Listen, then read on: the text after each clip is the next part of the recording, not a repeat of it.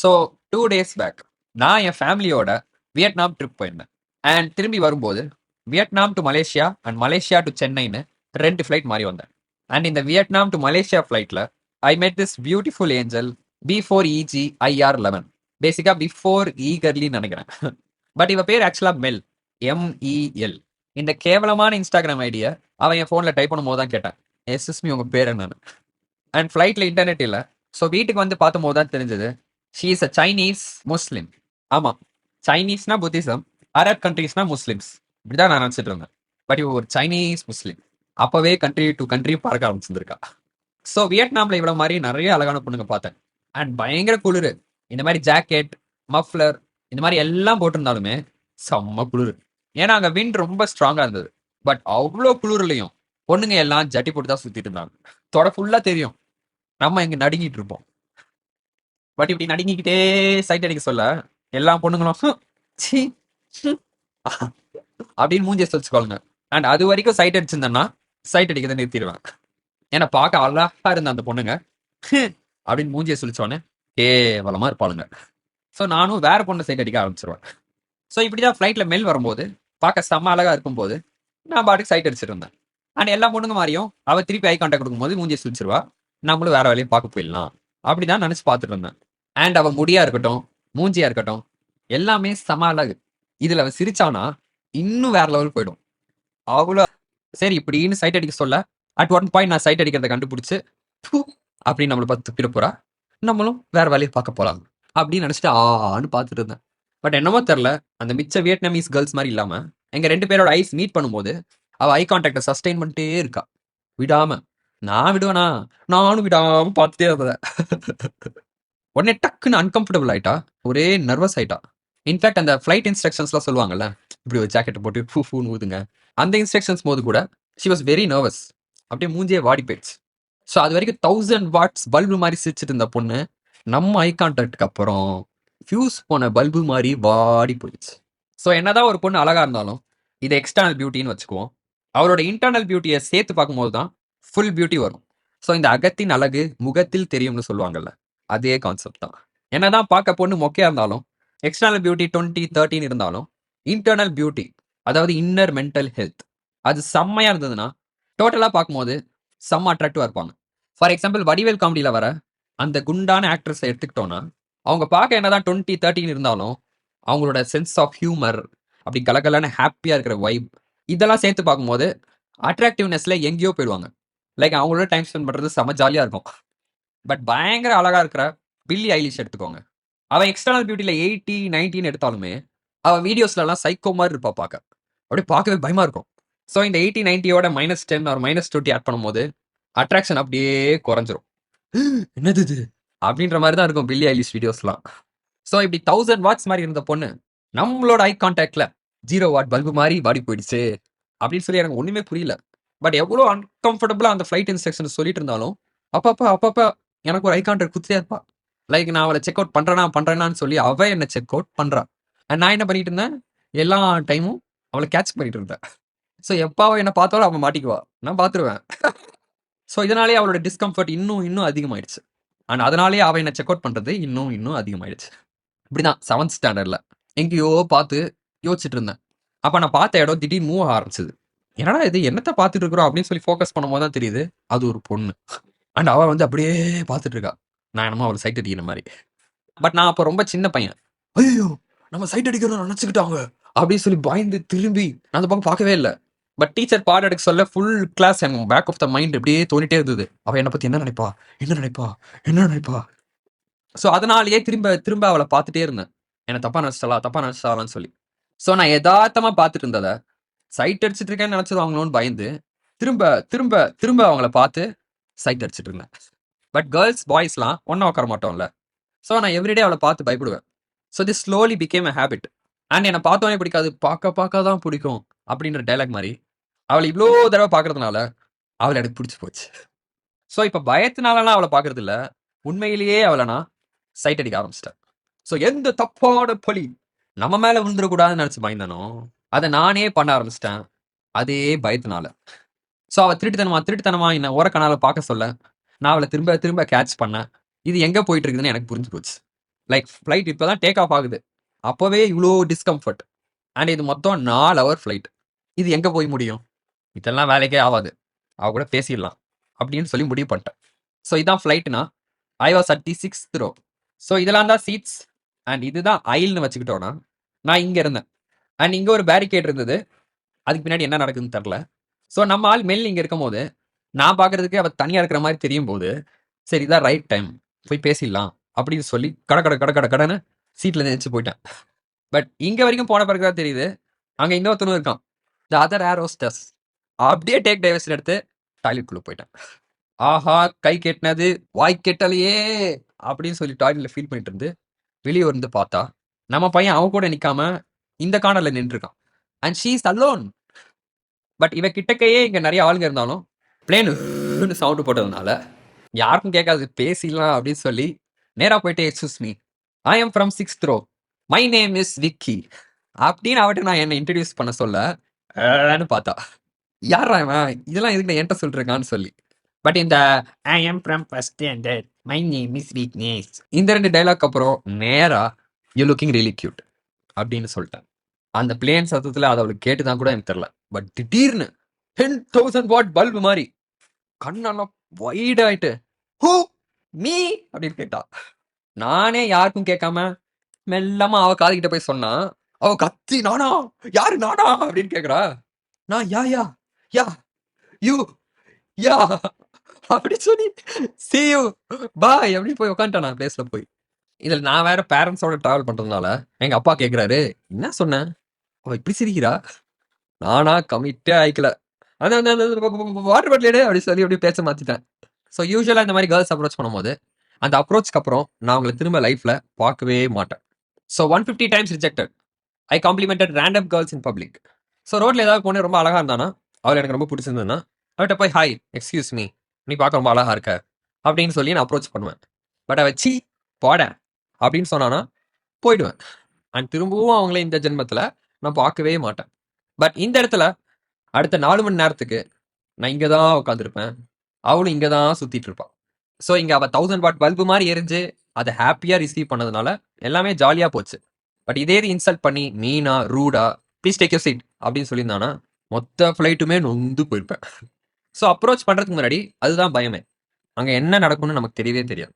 So you are looking cute அப்படின்னு நம்ம approach பண்ண சொல்ல, அங்க அவ ரிப்ளையா தேங்க் யூ சோ மச் அப்படின்னு வெக்கப்பட்டானா பயங்கர ஹாப்பி. பட் அவ மேலேயும் கீழேயும் பார்த்து அப்படின்னு உன்னை மதிக்காம கிளம்பி போயிட்டானா you will get pain. So அங்க நம்மளை ஆக்குறாளா இல்ல அழிக்கிறாளான்னு அவ கையில தான் இருக்கு. ஸோ டோட்டலா பவரை கொண்டு போய் அவங்க கையில கொடுத்துருவோம். என்ன வேணா பண்ணிக்கோமான்னு சொல்லி. ஸோ இப்படி ஓன் எமோஷன்ஸோட பவரை அவ கையில கொண்டு போய் கொடுக்கறதுனால தான் approaching girls makes you vulnerable. So கையெழுத்து போடாதீங்க அப்படின்னு இந்த பாஸ்ங்கிற பாஸ்கரன் காமெடி மாதிரி அப்ரோச் பண்ணாதடா அப்படின்னு நம்ம மனசே நம்ம கிட்ட 1000 முறை சொல்லும். ஸோ எனக்கெல்லாம் இங்க எந்திரிச்சு போய் அவகிட்ட பேசுறதுக்கு முன்னாடி 1000 வார்னிங் சிக்னல்ஸ் என் மைண்டுக்குள்ள கேட்டுச்சு. ஏன்னா இதுதான் வரும்னு கேரண்டியே இல்லை. இது வந்துரும்னு பயம்தான் வரும். ஸோ அப்படி இருந்தும் இந்த அப்ரோச்சை நான் ஏன் பண்ணேன்னா, to love is to be vulnerable. But இப்படி அப்ரோச்சே பண்ணாம சி நாளை கேர்ள்ஸ் முன்னாடி போக மாட்டேன் அப்படின்னு வெக்கம், மானம், சூடு, சொரணை, ரோஷம் எல்லாம் பார்த்துட்டு கௌரவம் தான் முக்கியம் அப்படின்னு அப்ரோச்சே பண்ணாம இருந்தோம்னா லாஸ் உங்களுக்கு தான். ஸோ என்னோட ஒரு ஃப்ரெண்ட்லாம் அப்படிதான். என்னடா டேட்டிங்ல எப்படிடா போகுது, ஏதாவது பொண்ணுகிட்ட அப்ரோச் பண்ணியாடா அப்படின்னு கேட்டா, சீச்சி நாளை பொண்ணுங்க முன்னாடி போக மாட்டேன், ஏன் வேல்யூ தெரிஞ்சு அவங்க தான் ஏன் பின்னாடி வரணும். பட் அவன் வேல்யூ என்னன்னு எனக்கே தெரியாது. இதுல எப்படி யாருனே தெரியாத பொண்ணுங்க இவனை தேடி வருவாங்க. பட் இது அப்படியே டேரக்டா அவன்கிட்ட சொல்ல முடியாதுல்ல. ஸோ அவனுக்கு புரியுற மாதிரி ஒரு பாஷையில மச்சி நீ தான் மச்சான் அப்ரோச் பண்ணணும் அப்படின்னு சொன்னா, ஓ பொண்ணு ஆசை கேக்குதா அப்படின்னு அவன் என்னையவே அவமானப்படுத்துறான். ஸோ இப்படி அப்ரோச் பண்ற பசங்களை எல்லாம் அலையிறான், பொறுக்கி, வெக்கங்கெட்டவன் அப்படின்லாம் சொல்லி அவமானப்படுத்தி கௌரவத்தை காப்பாத்த பசங்களை அப்ரோச்சே பண்ண விடாது நம்ம சொசைட்டி. பட் இப்படி அப்ரோச்சே பண்ணாம பவர் அவங்க கிட்ட என்னைக்குமே கொடுக்காம சேஃபாவே இந்த கேமை ப்ளே பண்ணிட்டு இருந்தவன் தான் நானும். பட் இப்படி சேஃபா ப்ளே பண்ணிட்டு டேட்டிங் ரிஜெக்ஷன்ல வர பெயினை பார்க்காமயே இருக்கிறது ஒரு சிற்றின்பம். இன்னைக்கு ஜாலியா இருந்தாலும் லாங் டேர்ம்ல சிங்கிளாவே இருந்து கஷ்டப்பட வேண்டியதுதான். ஸோ கௌரவத்தை ஆப்டிமைஸ் பண்ணா இன்னைக்கு சேஃப், பட் நாளைக்கு பெயின். பட் மான போனா போயிட்டு போகுது. இந்த மொத்த பிளேன்ல எல்லாருக்கும் முன்னாடி அசிங்கப்படுத்தினா அசிங்கப்படுத்திட்டு போறா அப்படின்னு சொல்லி ரிஸ்கியா அப்ரோச் பண்ணா இன்னைக்கு பெயின், பட் லாங் டேர்ம்ல ஒரு நாள் கமிட்டடா, சந்தோஷமா, ஹேப்பியா சுத்தலாம். இத நான் என் ஃப்ரெண்ட் கிட்ட எக்ஸ்ப்ளைன் பண்ண ட்ரை பண்ணியிருக்கேன். பட் அவன் இன்னும் அந்த வெட்கமான சூடு சொன்ன ஜெயிலுக்குள்ளேயே தான் இருக்கான். மிச்சவங்க நம்மள மதிக்கணும்ன்றது அவசியமே இல்ல. நம்ம நம்மள மதிக்கணும்ன்றது தான் ரொம்ப முக்கியம். So don't go searching for respect. Go in search of self respect. So எனக்கு இங்க இந்த அப்ரோச் பெயின்ஃபுல்லா முடிஞ்சிருக்கலாம். பட் என்னமோ தெர்ல. இங்க எல்லாமே ஹேப்பியா ஸ்டார்ட் ஆயிடுச்சு. I just got lucky with this air hostess. But luck favours the பிரேவ்ன்னு சொல்லுவாங்க. So I guess I can take this to my credit. So அப்ரோச்ச முடிச்சுட்டு வந்து நான் சீட்டுக்கு வெளியில இருந்து தலையவே காட்டல. அப்படியே தலைமறைவாயிட்டேன். ஏன்னா அவளும் ஹேப்பி, நானும் ஹேப்பி. என்னடா நடக்குது இங்க? அப்படின்னு ஒரே எக்ஸைட்மென்ட். பட் உட்காந்து கொஞ்ச நேரத்திலேயே அவ என்ன கிராஸ் பண்ணி வரா. இந்த ட்ராலிய தள்ளிக்கிட்டு. சரி மறுபடியும் ஐ கான்டாக்ட்ட குடுப்போம் அப்படின்னு சொல்லி குடுத்தா, அவ மறுபடியும் 1000 வாட் பல்பு மாரி சிரிச்சுக்கிட்டே she is nodding to me. So நானும் சிரிச்சுக்கிட்டே அப்படின்னு நாட் பண்றேன். ஸோ எவ்ரி டைம் என்ன கிராஸ் பண்ணி போக சொல்ல, ஒரே ஸ்மைலிங் அண்ட் நாடிங் தான். பட் வித் ஈச் ரெப்படிஷன் அப்படியே ஸ்மைல் அப்படியே 1000 வாட், 900 வாட், 800 வாட்னு குறைஞ்சிட்டே வந்துச்சு. ஏன்னா இட்ஸ் கைண்ட் ஆஃப் ரெப்படிட்டிவ்ல. சும்மா சும்மா எத்தனை வாட்டி தான் சிரிக்கிறது. அண்ட் நடுவுல எனக்கு பைல்ஸ் இருக்கிறதுனால ஃபைபர் சப்ளிமெண்ட்க்கு வாட்டர் வேணும்னு சொல்லி அவட்ட போய் நின்னேன். பைல்ஸ், ஃபைபர் இதெல்லாம் என்னன்னு தெரியணும்னா என் வீடியோ பாருங்க. என்னோட அதர் சேனல்ல இருக்கு. பட் மறுபடியும் நம்மளோட மேல் ஏர் ஹோஸ்டஸ் சீன்ல என்டர் ஆயிட்டான். சரி எப்ப பார்த்தாலும் அவளையே தோணு பண்ண வேணாம்னு சொல்லி அவன்கிட்ட போய் தான் நான் தண்ணி கேட்டேன். பட் அவன் தண்ணி ஃபில் பண்ணிட்டு இருந்தா இவ பக்கத்துல வந்து நிக்கிறா. லைக் என்ன வேணும்னு சொல்லி. And this guy was filling me hot water. So cold water இல்லையா அப்படின்னு கேட்டதுக்கு டக்குன்னு அந்த கோல்ட் வாட்டர் பாக்ஸ் ஓப்பன் பண்ணி க்ளோஸ் பண்ணி கையெல்லாம் நடுங்கி கோல்ட் வாட்டர் ஸ்டோரிங் இட்ஸ் அப்படின்னு சொல்றா. என்னடா நான் ஆக வேண்டிய நர்வஸ் இவ ஆயிட்டு இருக்கா அப்படின்னு சொல்லி எனக்கு என்ன நடக்குதுன்னே புரியல. ஏன்னா இவ்வளோ மிஸ் வேர்ல்டு மாடல் மாதிரி இருக்கா. அண்ட் நானோ தமிழ்நாட்டு லுங்கியும் வியட்நாம் ஹேட்டும் போட்டு சுத்திட்டு இருக்கேன். எனக்கும் அவளுக்கும் ஏணி வச்சா கூட எட்டாது. ஆனா இங்க நர்வஸா இருக்கிறது இவ, காமா இருக்கிறது நானு. ஏன்னா நான் 220 அப்ரோச்சஸ் மேல பண்ணியிருக்கேன். அண்ட் கேமராட்ட பேசி பேசி பப்ளிக் ஸ்பீக்கிங்க்குலாம் ட்ரெயின் ஆயிருக்கேன். So I know how to manage my fears. So பார்க்குறப்போலாம் ஐ கான்டாக்ட் கொடுத்துட்டு, எப்போ பார்த்தாலும் ஸ்மைல் பண்ணிட்டு, என்னை பார்த்து நர்வஸ் ஆகிட்டு, இதெல்லாம் பார்த்து தான் முடிவு பண்ணேன். சரி இவன் நம்பர் நம்ம கேட்டே ஆகணும். அண்ட் இப்போவே கேட்டாகணும். ஏன்னா பயமா இருக்குது அப்படின்னு சொல்லிட்டு ஃப்ளைட் லேண்ட் ஆகிற வரைக்கும் வெயிட் பண்ணிட்டே இருந்தோம்னா ஏர் ஹோஸ்டஸ்லாம் ஒன்று கூட்டிடுவாங்க. நம்ம வெளியே போகிறப்போ பாய் சொல்கிறதுக்கு. ஒரு மேல் ஏர் ஹோஸ்ட் இருக்கும் போதே அவ்வளோ கஷ்டமாக இருந்தது. ஸோ இதில் கும்பல் ஃபார்ம் பண்ணாங்கன்னா ரொம்ப கஷ்டம் அவட்ட நம்பர் கேட்கறது. அண்ட் நமக்கு பின்னாடி வெயிட் பண்ணிட்டு நிறைய பேசஞ்சர்ஸ் இருப்பாங்க. அவங்க எல்லாரையும் வெயிட் பண்ண சொல்லிட்டு இவட்ட நம்பர் கேட்க முடியாது. ஸோ கேட்டால் இப்போவே கேட்கணும். பயத்தினால வெயிட் பண்ணிட்டே இருந்தோன்னா மிஸ் பண்ணிடுவோம். ஸோ திரும்பவும் தனியாக இருந்தா டக்குன்னு எதிர்த்து போய் நம்பர் கேட்கலான்னு முடிவு பண்ணிட்டேன். ஸோ ஃப்ளைட் லேண்ட் ஆகிறதுக்கு ஒரு 1 hour மாதிரி இருந்தது. அப்போ போய் the flights going to land right, how long to land அப்படின்னு கேட்டதுக்கு 1 hour அப்படின்னு சொன்னான். So after we land I won't be able to meet you again. So can I have your Instagram ID அப்படின்னு சொல்லி ஓப்பனாக கேட்டேன். அவ உடனே ஷோர் அப்படின்னு சொல்லி ஃபோனை வாங்கிட்டான். அண்ட் அப்போ கொஞ்ச நேரம் பேசும்போது தான் தெரிஞ்சது she visited India recently. And இந்த ட்ரெஸ்ஸை கூட ஜெய்ப்பூரில் தான் வாங்கினான். பட் நான் கான்டாக்ட் வாங்கின சந்தோஷத்தில் ஜாலியாக போய் சீட்டில் உட்காந்துட்டேன். அண்ட் சீட்டில் உட்காந்தானே ஒரே கனவு, ஒரு குழந்தை, ஒரு ஃபேமிலி, அப்படியே கனவு கோட்டையில் மிதக்கிறேன். ஆனால் வீட்டுக்கு வந்து பார்த்தா தான் தெரியுது அந்த இன்ஸ்டாகிராம் அக்கௌண்ட் ஓப்பன் இல்லை, பட் க்ளோஸ்டுன்னு. ஸோ அவளை நான் ஃபாலோ மட்டும் தான் பண்ண முடியும், மெசேஜ் பண்ண முடியாது. ஸோ அவளோட கான்டாக்ட் நான் வாங்கல. அவளை ஒன் சைடாக லவ் பண்ணுறதுக்கு ஒரு பெரிய கேட்டலாக் வாங்கியிருக்கேன் இன்ஸ்டாகிராம் என்ற பேரில். பட் இதெல்லாம் எனக்கு ஃப்ளைட்டில் இருக்கும்போது தெரில, ஃப்ளைட்டை விட்டு இறங்கின பிறகு தான் தெரியுது. ஏன்னா அப்போ தான் இன்டர்நெட் வந்துச்சு. பட் இன்டர்நெட் வந்த ஃபர்ஸ்ட் மினிட் என்னோட பெஸ்ட் ஃப்ரெண்டுக்கு ஒரே மெசேஜ் தான், அப்படின்னு ஒரே செலிப்ரேஷன். பட் அட்டகத்தி தினேஷ் மாதிரி அதே மொக்க தான் in Harry Potter this chapter. But என்னதான் இன்வைட் அக்செப்ட் ஆகலனாலும் இப்படி 6 மெசேஜ் பண்ணுறதுக்கு ஒரு யுக்தி கண்டுபிடிச்சேன்.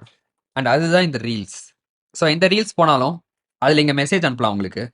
ஸோ சும்மா ஒரு 10 பிக்சரை பார்த்து, ஓ திருச்சியா, நான் என்னடி திருச்சியில் தான் படித்தேன். ஓ ஏரோப்ளேனில் vlog பண்ணுறியா, நானும் ஒரு கண்டென்ட் கிரியேட்டர் தான் நெட்டில், அப்படின்னு ஒரு 6 மெசேஜ்.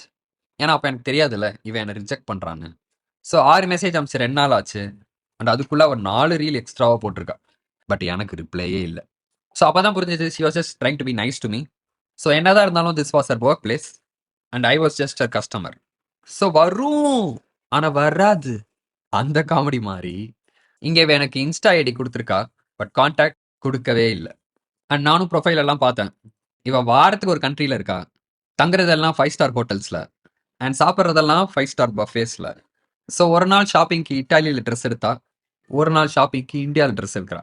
ஸோ இப்படி உலகத்தையே சுற்றி வர பொண்ணு எங்க, நான் எங்க? நான்லாம் வெறும் இந்த பெட்ரூம் செவுத்துல வாயாலேயே உலகத்தை சுற்றி காமிக்கிற ஆள். அவள் ஒரு சைனீஸ் முஸ்லீம்னா, நான் இங்கே ஒரு இந்தியன் ஹிந்து.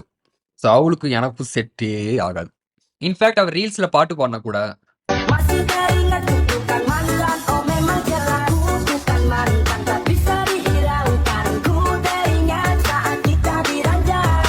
எனக்கு ஒண்ணுமே புரியாது. பட் இருந்தாலும் என் கூட பேசி கூட பார்க்காம டைரக்ட்டா ரிஜெக்ட் பண்ணது தான் எனக்கு ரொம்ப வருத்தமா இருக்கு. லைக் எக்ஸாம் எழுதிட்டு ஃபெயில் ஆகலாம். பட் எக்ஸாமே எழுத போறதுக்கு முன்னாடி, "தம்பி, தம்பி, தம்பி, தம்பி, தம்பி நில்லுப்பா, நில்லுப்பா, நில்லுப்பா. எப்படியும் ஃபெயில் தான்ப்பா. எதுக்குப்பா எழுதிக்கிட்டு?" அப்படின்னு சொன்னா எப்படி இருக்கும்? ஸோ எனக்கு ஒரு சான்ஸ் குடுத்துருக்கலாம். சான்ஸ் குடுத்து ரிஜெக்ட் பண்ணியிருக்கலாம். But it is okay. 4 hour hope குடுத்து ரிஜெக்ட் குடுத்ததுக்கே இவ்ளோ பெயின்ஃபுல்லா இருக்கு. இதுல ஒரு 4 வாரம், 4 மாசம், 4 வருஷம்னு பேசி ரிஜெக்ட் குடுத்தா, என்னோட லவ் ஸ்கேம் வீடியோ போட்ட அதே தம்ப்நெயில் தான். நேரா உள்ள இறங்கிடும். ஸோ இந்த பொண்ணுகிட்ட நான் கியூட்ன்னு சொல்லும்போது, என்ன ரிஜெக்ட் பண்ணியிருக்கலாம். இல்லன்னா இன்ஸ்டா ஐடி கேட்கும்போது, என்ன ரிஜெக்ட் பண்ணியிருக்கலாம். ஏன் இன்ஸ்டா ஐடியே ஒரு ஸ்பெல்லிங் மிஸ்டேக் பண்ணி குடுத்துருக்கலாம். ஆர் மெசேஜ் பண்ணி ரிஜெக்ட் பண்ணியிருக்கலாம். டேட் போய் ரிஜெக்ட் பண்ணியிருக்கலாம். லவ் பண்ணிட்டு பிரேக்கப் பண்ணியிருக்கலாம். ஆர் மேரேஜ் பண்ணிட்டு டிவோர்ஸ் பண்ணியிருக்கலாம். ஸோ இங்க பெயின் அவ எங்க வேணா குடுக்கலாம். அந்த longer and longer she takes, the more and more painful it gets. So தனுஷ்கலாம் 18 இயர்ஸ் கூட இருந்து 2 குழந்தைங்களுக்கு பேரண்ட்ஸா இருந்து, அதுக்கப்புறம் டிவோர்ஸ் குடுக்கும்போது, it will really break both their hearts. ஐஸ்வர்யாக்கும் பெயின் சேம் தான். ஸோ இங்க இருக்கிற இவ்ளோ பெயினையும் பார்த்துட்டு, ஸ்டார்ட்டிங் ஸ்டேஜஸ்ல வர பெயின்க்கலாம், "ச்சீ! எனக்கு வெட்கமான சூடு சொன்னேன்ல, நான் போய் அவட்ட பேசுவேனா?" அப்படின்னு சொல்லி தள்ளி இருக்கிறதும், இந்த எண்டிங் ஸ்டேஜஸ்ல இருக்கிற பெயின பார்த்துட்டு, "லவ் இஸ் ஃபேக். உண்மையான காதல்னு ஒண்ணுமே இல்ல." அப்படின்னு சொல்லிட்டு ஒரு ரிலேஷன்ஷிப்ப அவாய்ட் பண்ணிட்டு, இந்த பெயின்ல இருந்து எஸ்கேப் ஆயி, சேஃபா ஒரு சிற்றின்பத்துல இருக்க தான் எல்லாரும் பார்ப்பாங்க. But even though there is pain, நம்மள நாமளே வல்னரபிளா வச்சுக்கிட்டு, திரும்ப திரும்ப டேட்டிங் சீனுக்கு என்டர் ஆறது தான் பேரின்பம். ஸோ மேபி ஒரு பொண்ணு கடைசி வரைக்கும் நம்ம கூட இருக்கா. ஆர் ஒரு பொண்ணு நடுவுலயே நம்மள கழட்டி விடுறா. ஹாப்பினஸோ, பெயினோ, வடசென்னை படத்துல தனுஷ் சொல்ற மாரி, ஜெயிக்கிறோமோ, தோக்குறோமோ, மொதல்ல சண்ட செய்யணும். அந்த மாரி ஃபிகர் கிடைக்குதோ இல்லையோ, மொதல்ல அப்ரோச் பண்ணணும். இங்க இவன் எனக்கு கிடைக்கிற மாரி வந்துட்டு கிடைக்கல. அந்த மாரி நெறைய ட்விஸ்ட் அண்ட் டர்ன்ஸ் வரும். என்ஜாய் பண்ணுங்க. I'll see you in the next video.